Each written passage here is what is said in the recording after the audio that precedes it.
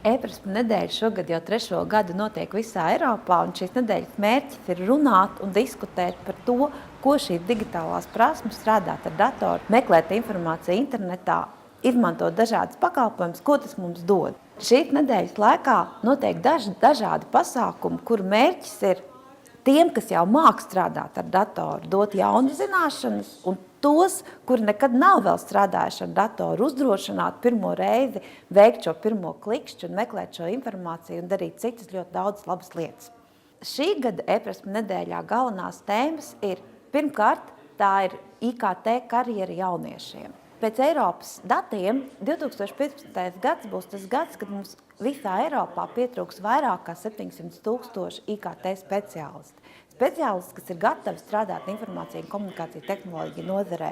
Un līdz ar to būtiski ir ieinteresēt jauniešus par šo IKT nozari. Tāpat šonedēļ būs īpaša diena uzņēmējiem, būs īpaša diena visiem iedzīvotājiem, kādi būs tie pakalpojumi, kādi ir tie jaunie pakalpojumi, ko mēs Latvijā varam saņemt.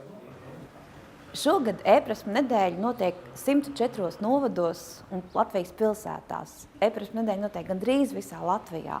Un mums ir vairāk kā 200 partneri un vairāk kā 800 pasākumi, kur šie pasākumi jūs varat ieiet www.eprasmus.lv un skatīties to vietu, kur jūs dzīvojat, to datumu, kas jūs interesē, un jūs varat atrast virkni ar pasākumiem.